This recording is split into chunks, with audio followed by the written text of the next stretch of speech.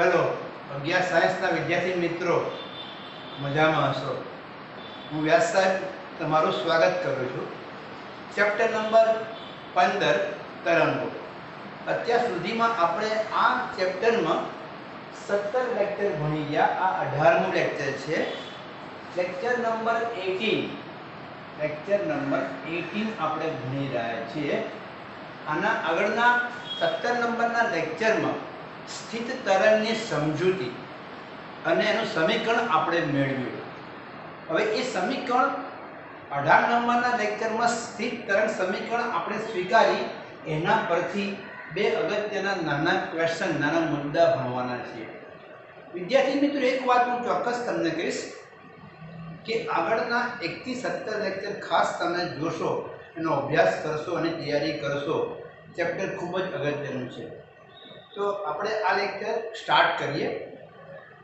પ્રશ્ન આ રીતે એક્ઝામમાં તમને પૂછે કે સ્થિત તરંગનું સમીકરણ લખો અને નિસ્પંદ અને પ્રસ્પંદ બિંદુ, બે બિંદુઓની વાત કરવાના છીએ. નિસ્પંદ અને પ્રસ્પંદ બિંદુની વ્યાખ્યા લખો અને સૂત્રો એના મેળવો, સમજાવો.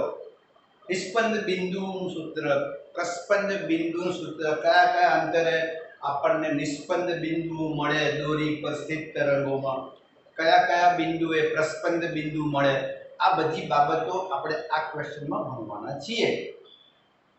મેં આગળ વાત કરી તે મુજબ વિદ્યાર્થી મિત્રો, આપણે આ પ્રશ્નમાં સ્થિત તરંગ સમીકરણ સ્વીકારી લેવાનું છે, સાબિત કરવાનું નથી. અને એ સમીકરણ પરથી આગળ નિસ્પંદ અને પ્રસ્પંદ બિંદુની વાત કરીશું. તો આપણો ક્વેશ્ચન છે તે મુજબ સમીકરણ સ્થિત તરંગનું આપણે આ ભણી ગયેલા છે. yxt બરાબર twice sin kx cos omega t, yxt બરાબર a sin kx cos omega t. આ સમીકરણમાં આવતું પદ cos omega t એ દર્શાવે છે કે દોરી પરનો દરેક કણ સરળ આવર્ત ગતિ કરે છે. માનો કે આ દળ આધાર બંને બાજુએ, આ દળ આધાર વચ્ચે n લંબાઈની દોરીને બાંધેલી છે.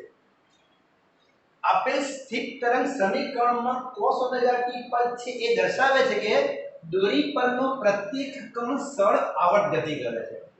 જ્યારે એ સમીકરણમાં આવેલ બીજું પદ twice sin kx, આ પદ એ દોરી પરના દરેક કણનો કંપ વિસ્તાર દર્શાવે છે. સમીકરણમાંનું બીજું પદ twice sin kx દર્શાવે છે કે દોરી પરના દરેક કણનો કંપ વિસ્તાર દર્શાવે છે. જો વિદ્યાર્થી મિત્રો બોર્ડ પર મેં સમજાવ્યું છે કે cos omega t પર સૂચવે છે કે દોરી પરનો દરેક કણ સરળ આવર્ત ગતિ કરે છે અને તેનો કંપ વિસ્તાર, દોરી પરના દરેક કણનો કંપ વિસ્તાર મતલબ આ કણ અત્યારે આ સ્થાને, આ કણ અહીંયા, આ કણ મધ્યમાં સ્થાને, એટલે દોરી પરના દરેક કણ નો કંપ વિસ્તાર twice sin kx આ પદ પરથી મળે. એટલે કે દોરી પરના x ના જુદા જુદા મૂલ્યો માટે, દોરી પર આ માનો કે x બરાબર 0 બિંદુ, તો દોરી પરના જુદા જુદા x ના બિંદુઓ, x અંતરના બિંદુઓ માટે દોરી પરના દરેક કણનો કંપ વિસ્તારના મૂલ્યો જુદા જુદા આપણને મળે. ઓકે, હવે આપણે બે વાત સમજવાના છે આ પ્રશ્નમાં. એક તો નિસ્પંદ બિંદુઓ અને બીજું પ્રસ્પંદ બિંદુઓ. તો નિસ્પંદ બિંદુ કોને કહેવાય? તો દોરી પરના એવા કણ કે જે બિંદુનો કંપ વિસ્તાર શૂન્ય હોય, દોરી પરના એવા સ્થાન, એવા કણો, એવા બિંદુઓ કે તે બિંદુએ તેનો કંપ વિસ્તાર શૂન્ય હોય. જેમ કે આ બધા બિંદુ જુઓ, મધ્યમાં સ્થાને તેનો કંપ વિસ્તાર કેવો? શૂન્ય. તો આવા બિંદુઓને કહેવાય નિસ્પંદ બિંદુઓ. મેં વ્યાખ્યા આપી છે કે જે બિંદુઓએ કંપ વિસ્તાર શૂન્ય હોય તેમને નિસ્પંદ બિંદુ કહેવાય. જે બિંદુએ કંપ વિસ્તાર શૂન્ય હોય તેવા બિંદુઓને નિસ્પંદ બિંદુ કહે છે. અને સેકન્ડ પોઈન્ટ, પ્રસ્પંદ બિંદુ કોને કહેવાય? તો તમે જો આ દોરી પરનો આ કણ છે એ સ્થાનાંતર મહત્તમ છે, આ કણ છે સ્થાનાંતર મહત્તમ છે, દોરી પરનો આ કણ અત્યારે આ જગ્યાએ છે.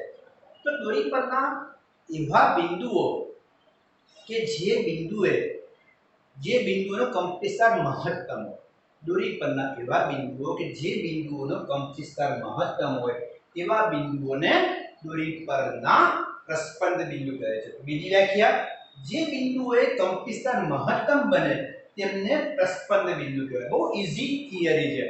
બંને વ્યાખ્યા ફરી બોલી દઉં કે દોરી પરના એવા બિંદુઓ કે જે બિંદુએ કંપનસ્થાન શૂન્ય હોય એવા બિંદુઓને નિસ્પંદ બિંદુ કહેવાય છે. આવા બિંદુઓને નોટ્સ કહેવાય.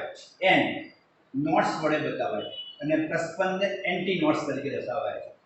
બીજી વ્યાખ્યા, પ્રસ્પંદ બિંદુ, જે બિંદુએ દોરી પરનું એવું બિંદુ કે જે બિંદુએ કંપનસ્થાન મહત્તમ હોય તેવા બિંદુઓને પ્રસ્પંદ બિંદુ કહે છે. તો શરૂઆત કરીએ. પહેલો ભાગ, નિસ્પંદ બિંદુઓ. દોરી પરના જુદા જુદા બિંદુઓ એ નિસ્પંદ બિંદુના સ્થાન કયા કયા છે તે સમજાવો. તો સૌથી પહેલા નિસ્પંદ બિંદુ સમજીએ આપણે. ઓકે, સમીકરણ 1 આ રહ્યું. એમાં ટ્વાઇસ એ sin kx 0 પદ. આ સમીકરણનો આ પદ કંપનસ્થાન દર્શાવે. ધ્યાન આપો.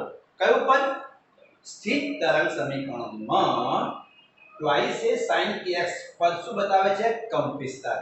હવે એ કંપનસ્થાન શૂન્ય થઈ જાય એટલે આપણે વ્યાખ્યામાં હમણાં જ કીધું કે દોરી પરના એવા બિંદુઓ જે બિંદુએ કંપનસ્થાન શૂન્ય હોય એવા બિંદુઓને નિસ્પંદ બિંદુ કહેવાય. સ્થિત તરંગ સમીકરણમાં આ પદ કંપનસ્થાન દર્શાવે છે. પરિણામે આ કંપનસ્થાનનું મૂલ્ય શૂન્ય થવું જોઈએ. તો ટ્વાઇસ એ sin kx 0. નિસ્પંદ બિંદુ આગળ કંપનસ્થાન શૂન્ય હોય એટલે આ sin kx પદ શૂન્ય થવું જોઈએ. sin kx 0 થાય તો દોરી પરના એ બિંદુએ કંપનસ્થાન શૂન્ય હોય. પણ sin kx પદ શૂન્ય ક્યારે થાય કે sin નો આ ખૂણો kx આપણે એવો લઈએ તે જે ખૂણા માટે sin ના જે ખૂણા માટે મૂલ્ય 0 આવે. હવે તમને ખબર છે વિદ્યાર્થી મિત્રો, sin 0 0, sin pi 0, sin 2 pi 0, sin 3 pi 0 up to sin n pi 0, right? એટલે કે જો આ sin નો ખૂણો n pi લઈ લો એટલે kx બરાબર n pi લો તો તે દરેક બિંદુઓ પાસે કંપનસ્થાન શૂન્ય હોય અને પરિણામે તે બધા બિંદુઓને નિસ્પંદ બિંદુ કહેવાય. ઓકે, જ્યાં n 0 1 2 3 up to dash dash n સુધી. તો n ના જુદા જુદા મૂલ્યો માટે આપણને sin વિધેય શૂન્ય મળે. sin kx શૂન્ય થાય. sin kx શૂન્ય થાય તો કંપનસ્થાન શૂન્ય થાય. કંપનસ્થાન શૂન્ય થાય તો તે બધા બિંદુઓને કહેવાય નિસ્પંદ બિંદુઓ. ઓકે, સમીકરણ અગત્યનું kx બરાબર n pi. ઓકે, પણ આપણે ભણી ગયા k એટલે તરંગ સંખ્યા, તરંગ સદિશ. યાદ કરો k નું મૂલ્ય શું હતું? ભણી ગયા આપણે આગળ લેક્ચરમાં. k એટલે તરંગ સદિશ, તરંગ સંખ્યા. શું કહેવાય k બરાબર? k બરાબર 2 pi લેમ્બડા. એની વ્યાખ્યા ભણી ગયા, એકમ ભણી ગયા. k બરાબર 2 pi લેમ્બડા રેડિયન પ્રતિ મીટર. k નું એકમ પણ આપણે ભણી ગયા છે. તો આ સમીકરણમાં k નું મૂલ્ય મૂકી દો. જો સામે જુઓ તમે k ની કિંમત મૂકી, k બરાબર 2 pi lambda. x as it is મૂક્યો, n pi પણ as it is મૂકી દીધા. બરોબર? બંને બાજુથી pi કેન્સલ થઈ જાય. pi કેન્સલ થઈ ગયો. x ને કરતા બનાવો તો x શું થાય? x બરાબર n lambda by 2. x is equal to n lambda by 2. Very most important equation. આ સમીકરણ દોરી પરના જુદા જુદા બિંદુઓના નિસ્પંદ બિંદુઓના સ્થાન આપશે. સમજે કેવી રીતે આપણને આ સમીકરણ પરથી નિસ્પંદ બિંદુઓના સ્થાન મળે. ફર્સ્ટ ઓફ ઓલ એક વાત તમે ધ્યાન આપો. મેં આગળ સમજાવ્યું કે નિસ્પંદ બિંદુ કોને કહેવાય? યાદ કરી લો. નિસ્પંદ બિંદુ એટલે દોરી પરનો એવો બિંદુ કે જે બિંદુ પર કંપનસ્થાન શૂન્ય, દોરી પરનો તે કણ તેના મૂળ સ્થાને હોય એવો બિંદુ, અને એ બિંદુને કહેવાય નિસ્પંદ બિંદુ. અને એ બધા બિંદુઓના સ્થાન મેળવવા છે x બરાબર 0 બિંદુ અહીંથી આ જગ્યાએથી હોય. વિદ્યાર્થી મિત્રો, આ દળ આધાર છે, દિવાલ છે, વચ્ચે દોરી બાંધેલી છે અને x બરાબર 0 બિંદુઓથી અલગ અલગ નિસ્પંદ બિંદુ કેટલા કેટલા અંતરે આવેલા હોય એ સ્થાન મારે મેળવવા છે. તો સમીકરણ મેં તમને આ કીધું. ઓકે, ચલો n ની કિંમત શું મૂકવાની? પહેલા 0 1 2 3 4 સ્ટાર્ટ કરીએ. n ની કિંમત 0 મૂકો. n ની કિંમત 0, x શું આવે? 0 થઈ જાય. જો આ x બરાબર 0 બિંદુ ક્યાં છે? એના પોતાના મૂળ સ્થાને છે.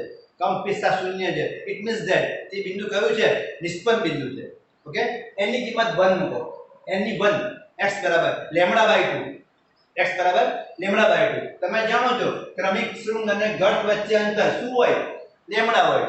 એનું અડધું અંતર શું હોય λ/2 મતલબ x બરાબર 0 થી λ/2 અંતરે આટલા અંતરે આપણને પ્રથમ નિષ્પન્ન બિંદુ મળે ઓકે ચલો n ની કિંમત 2 મૂકો n ની કિંમત 2 2 ઉપર એટલે 2 ઉડી જાય x શું આવે x શું આવે પહેલા n0 x0 મળે n બરાબર 1 x મળે λ/2 n ની કિંમત 2 x બરાબર λ એટલે કે આપણને અંતરે ત્રીજું નિષ્પન્ન બિંદુ મળે છે અંતરે થર્ડ નંબર ત્રીજું નિષ્પન્ન બિંદુ મળે પહેલું ક્યાં મળ્યું x બરાબર 0 પર બીજું ક્યાં મળ્યું λ/2 પર ત્રીજું ક્યાં મળે પર મળે ચોથું ક્યાં મળે સો ઓન n ની કિંમત 4 મૂકી દો એમ n ની કિંમત 1 2 3 4 મૂકતા જઈએ તેમ x બરાબર 0 બિંદુથી અલગ અલગ નિષ્પન્ન બિંદુના સ્થાન આપણને મળતા જશે બીજી એક વાત ખાસ તમે નોંધો કે આ દોરી પર કોઈ પણ બે ક્રમિક નિષ્પન્ન બિંદુ ક્રમિક પછી વોટએવર 3 and 4 5 and 4 અથવા તો 15 and 16 દોરી પરના કોઈ પણ બે ક્રમિક બિંદુ તમે લઈ શકો છો તે બંને વચ્ચે અંતર કેટલું λ/2 તો ચેક કરી લો દોરી પરના કોઈ પણ બે ક્રમિક નિષ્પન્ન બિંદુ વચ્ચે અંતર λ/2 આવશે જ આ ખાસ નોંધ કરો કે બે ક્રમિક નિષ્પન્ન બિંદુઓ વચ્ચેનું અંતર λ/2 છે નેક્સ્ટ પોઈન્ટ પ્રસ્પન્ન બિંદુ એટલે શું યાદ કરો હમણાં જ વ્યાખ્યા આપી મેં પ્રસ્પન્ન બિંદુ એટલે દોરી પરનું એવું બિંદુ કે જે બિંદુએ કંપવિસ્તાર મહત્તમ દોરી પરનું એવું કોણ કે જે બિંદુએ કંપવિસ્તાર મહત્તમ હોય એટલે કે કંપવિસ્તાર મહત્તમ થવો જોઈએ ઇટ મીન્સ ધેટ આ સમીકરણ જે સ્થિત તરંગનું છે એમાં આગળનું પદ કયું 2a sin kx પદ એનું મૂલ્ય મહત્તમ થવું જોઈએ મતલબ sin વિધેય મહત્તમ થવું જોઈએ યાદ કરો sin નું મહત્તમ મૂલ્ય કેટલું 1 sin વિધેયનું મહત્તમ મૂલ્ય 1 થાય એટલે કે sin kx બરાબર 1 થવું જોઈએ મોડ ઓફ sin kx 1 હોય તો કંપવિસ્તાર મહત્તમ મળે આપણને sin વિધેય 1 મેળવવાનું છે sin વિધેય 1 મળી જાય તો તે બિંદુએ કંપવિસ્તાર કેવો મળે મહત્તમ મળે ચલો sin kx બરાબર 1 થાય એના માટે આ kx ખૂણો એવો લેવાનો આપણે કે kx ખૂણો એવો લઈએ કે તે ખૂણા માટે sin વિધેય આપણને 1 મળે યાદ કરો sin ના કયા ખૂણાઓ π/2 3π/2 5π/2 આ બધા ખૂણા માટે sin વિધેય 1 મળે તો એ લખીએ n + 1/2 π આ kx કિંમત કેટલી લેવાની n + 1/2 π ચલો n ની કિંમત 0 મૂકી દો π/2 n ની કિંમત 1 મૂકો 3π/2 એ રીતે અલગ અલગ મૂલ્યો માટે kx ના અલગ અલગ મૂલ્યો માટે sin વિધેય મહત્તમ 1 મળે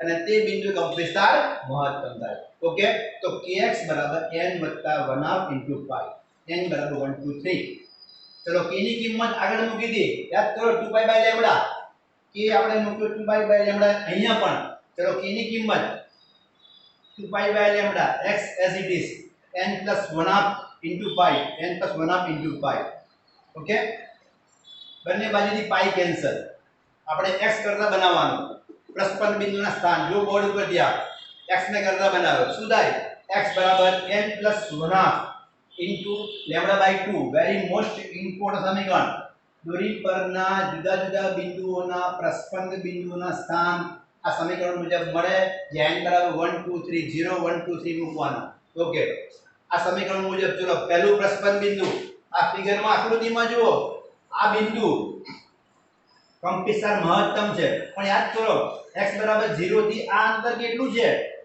સમજો આ આખું અડધું λ/2 એનું અડધું λ/4 ઇટ મીન્સ ધેટ કે દોરી પર પ્રથમ પ્રસ્પન્ન બિંદુ λ/4 અંતરે મળે તો સાબિત કરીએ સમીકરણ પરથી ચલો n ની કિંમત 0 મૂકી દો n ની કિંમત 0 તો x કેટલા મળે λ/4 મળે मतलब पहलू प्रस्पंद बिंदु λ/4 अंतरे મળ્યું નેક્સ્ટ યાદ કરો બીજું બિંદુ આ રહ્યું આ દોરી પરનો આ કોણ આ જગ્યાએ છે એટલે આટલા અંતરે છે તો λ/4 3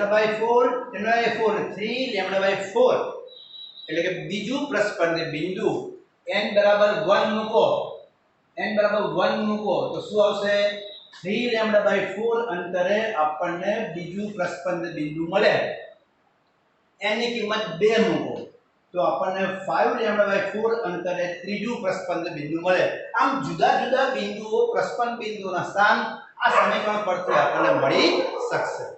બીજી એક વાત ખાસ નોંધો, મેં તમને આગળ કહ્યું હતું કે દોરી પરના બે ક્રમિક નિસ્પંદ બિંદુ કોઈ પણ બે ક્રમિક 18 19 લો, 5 ને 6 વચ્ચે અંતર, 20 21 વચ્ચે અંતર શું હોય લેમ્ડા બાય 2.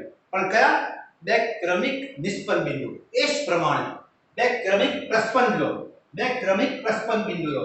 યાદ કરો, તમને ખ્યાલ આવી હશે કે બે ક્રમિક પ્રસ્પંદ બિંદુ વચ્ચે અંતર પણ લેમ્ડા બાય 2 જ હશે. દોરી પરના કોઈ પણ બે ક્રમિક પ્રસ્પંદ બિંદુ વચ્ચે અંતર એ લેમ્ડા બાય 2 જ હોય અને હશે અને છે. તમે આકૃતિમાં જોઈ શકો છો તો કોઈ પણ બે ક્રમિક પ્રસ્પંદ બિંદુ વચ્ચેનું અંતર લેમ્ડા બાય 2 છે. અને ખૂબ વેરી ઇમ્પોર્ટન્ટ સ્ટેપ, એક નિસ્પંદ એક પ્રસ્પંદ લઉં તો બે વાત ભણી ગયા. બે ક્રમિક નિસ્પંદ વચ્ચે અંતર, બે ક્રમિક નિસ્પંદ વચ્ચે અંતર લેમ્ડા બાય 2, બે ક્રમિક પ્રસ્પંદ વચ્ચે અંતર લેમ્ડા બાય 2. પણ એક ક્રમિક એક નિસ્પંદ એક પ્રસ્પંદ લઈએ તો કોઈ એક નિસ્પંદ લો, કોઈ એક નિસ્પંદ બિંદુ અને બીજું પ્રસ્પંદ બિંદુ, તો એમની વચ્ચે અંતર કેટલું મળે જો આકૃતિમાં તરત ખબર પડે. આ અંતર કેટલું છે લેમ્ડા બાય 4 છે. કોઈ પણ બે ક્રમિક, ચલો આ નિસ્પંદ, ઓકે, આ પ્રસ્પંદ કેટલું લેમ્ડા બાય 4, ઓકે, આ પ્રસ્પંદ આ નિસ્પંદ કેટલું લેમ્ડા બાય 4.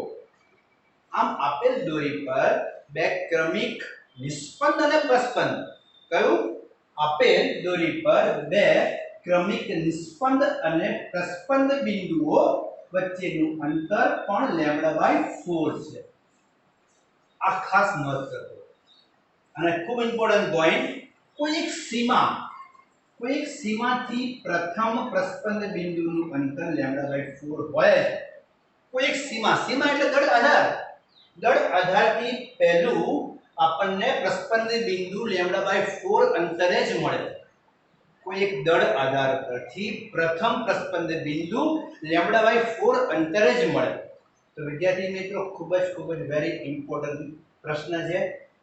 નિસ્પંદ બિંદુ કોને કહેવાય, પ્રસ્પંદ બિંદુ કોને કહેવાય, x બરાબર 0 છેડાથી નિસ્પંદ બિંદુ કયા અંતર આવેલા હોય, બે નિસ્પંદ બિંદુ વચ્ચે અંતર કેટલું, સેમ વે પ્રસ્પંદ બિંદુ x બરાબર 0 છેડાથી પ્રસ્પંદ બિંદુના અંતરો કયા હોય, બે પ્રસ્પંદ બિંદુ વચ્ચે અંતર કેટલું, અને ક્રમિક નિસ્પંદ અને પ્રસ્પંદ વચ્ચે અંતર કેટલું હોય. આ ભણી ગયા આપણે. વિદ્યાર્થી મિત્રો MCQ માં આ પ્રશ્ન બહુ જ અગત્યનો છે, તો ખાસ યાદ રાખજો. અહીંયા લેક્ચર આપણે વિરામ આપીએ છીએ.